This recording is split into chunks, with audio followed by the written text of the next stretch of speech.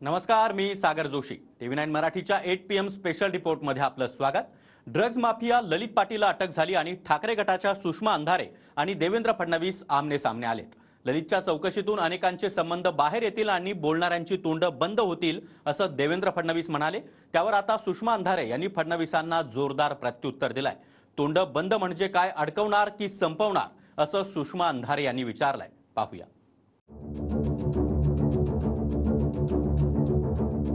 आता ललित पाटील सापडल्यानंतर तो काय बोलतो याच्यापेक्षा जे नेक्सस बाहेर निघणार आहे त्यातनं सगळ्यांची तोंड बंद होती. तोंड बंद कराल म्हणजे काय कराल? संपवून टाकाल की मलिक आणि अनिल देशमुखांना अडकवलं, राऊतांना अडकवलं तसं मला अडकवाल? ड्रग्ज माफिया ललित पाटीलला पोलिसांनी अटक केली आणि गृहमंत्री फडणवीसांनी बोलणाऱ्यांची तोंड बंद होतील, नेक्सस अर्थात हितसंबंध समोर येतील असा सूचक इशारा दिला. त्यावरून प्रत्युत्तर देताना सुषमा अंधारे भाऊक झाल्या आणि इशारा आहे की धमकी असं म्हणत मलाच अडकवणार की संपवणार असा सवाल त्यांनी केला.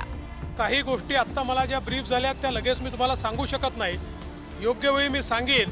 पण एवढंच सांगतो की एक मोठा नेक्सस यातनं बाहेर आम्ही काढणार आहोत. आता ललित पाटील सापडल्यानंतर तो काय बोलतो याच्यापेक्षा जे नेक्सस बाहेर निघणार आहे त्यातनं सगळ्यांची तोंड बंद होती.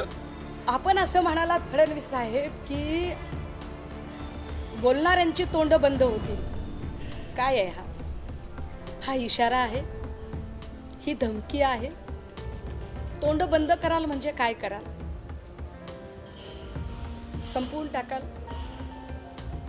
की मलिक आणि अनिल देशमुखांना अडकवलं, राऊतांना अडकवलं तसं मला अडकवाल? अडकवाल तर कशात अडकवाल?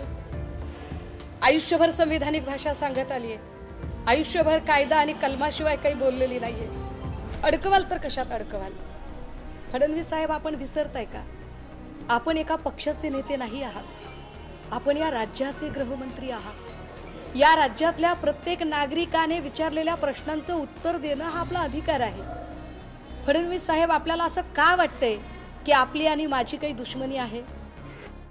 येरवड्याच्या कोठडीमध्ये असतानाही तब्येतीच्या कारणास्तव ललित पाटील पुण्याच्या ससूच्या रुग्णालयामध्ये 9 महिने उपचार घेत होता आणि इथूनच ड्रग्जचं रॅकेट चालवत होता. ललित पाटील फरार झाल्यापासूनच सुषमा अंधारे आणि पुण्याचे काँग्रेसचे आमदार रवींद्र धंगेकर, नाशिकचे पालकमंत्री दादा भुसे आणि उत्पादन शुल्क मंत्री शंभूराज देसाई यांच्यावर टीकास्त्र सोडतायत. मात्र आपण कोणत्याही चौकशीला सामोरं जाण्यास तयार असल्याचं मंत्री शंभूराज देसाई यांनी म्हटलं. कुठल्याही यंत्रणेमार्फत कोणत्याही चौकशीला कधीही सामोरं जाण्याची माझी 1000% 1000 वेळा कधीही तयारी आहे. मी कुठल्याही चौकशीला सामोरं जायला तयार आहे. मला एवढा विश्वास आहे याच्यामध्ये माझा कसलाही तीळ मात्रही संबंध नाही. तुम्हाला काहीच वाटत नाहीये का की नाशिकमध्ये 200-300 कोटीचा ड्रग्जचा कारखाना उभा राहिला? काय राज्य उत्पादन शुल्क विभागाचे मंत्री म्हणून तुमची जराही जबाबदारी येत नाही का? सोलापूरमध्येही असाच एक ड्रग्ज फॅक्टरी उभी राहिली, यात तुम्हाला काहीच विशेष असं वाटत नाही का?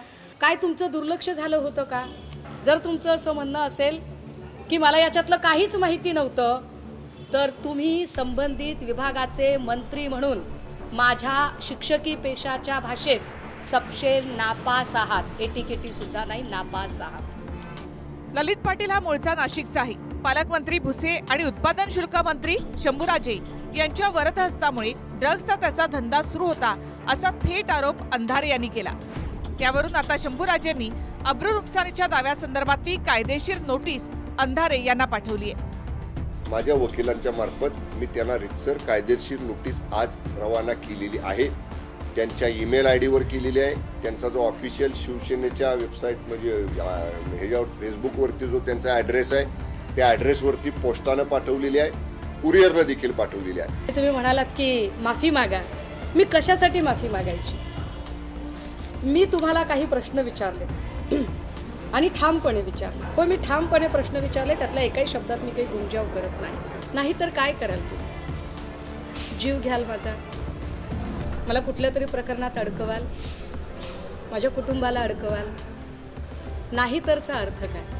ललित पाटील ड्रग्ज प्रकरणावरून सत्ताधारी विरुद्ध अंधारे असा सामना सुरू झालाय। त्यामध्ये संजय राऊत यांनी सुद्धा आता उडी घेतली। फडणवीसांनी धमक्या देण्याऐवजी मंत्री भुसे आणि शंभूराजेंचा राजीनामा घेण्याची हिंमत दाखवावी असं थेट आव्हान राऊतांनी दिलं। दोन मंत्री या सगळ्या प्रकरणामध्ये आहेत। मिस्टर फडणवीसांनी त्यांची चौकशी करावी, त्याच्यावर बोलावं, त्यासाठी एखादा चौकशी आयोग नेमावा, दोन मंत्र्यांचे राजीनामे घ्यावेत हिम्मत असेल तर म्हणतोय मी। अगर आप पे हिम्मत है तो दो मंत्री का इस्तीफा लीजिए आप, जिसके ऊपर आरोप हो गया है। करताय का? आम्हाला का तुम्ही सांगता धमक्या देताय? आम्हाला धमक्या देऊ नका।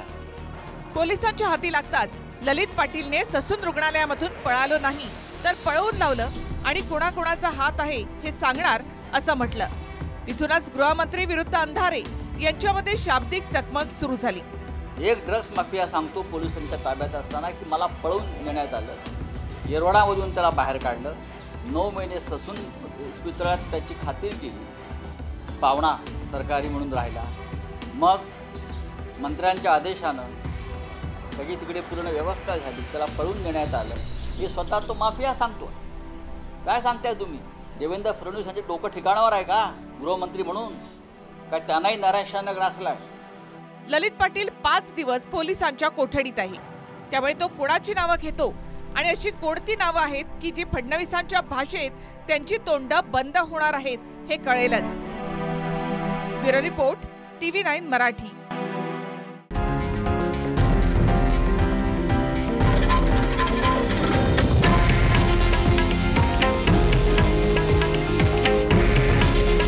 हे आहे देशातील नंबर 1 न्यूज नेटवर्क आणि आपण पाहत आहात TV9 मराठी। काळजी तुमची, हित महाराष्ट्राचं।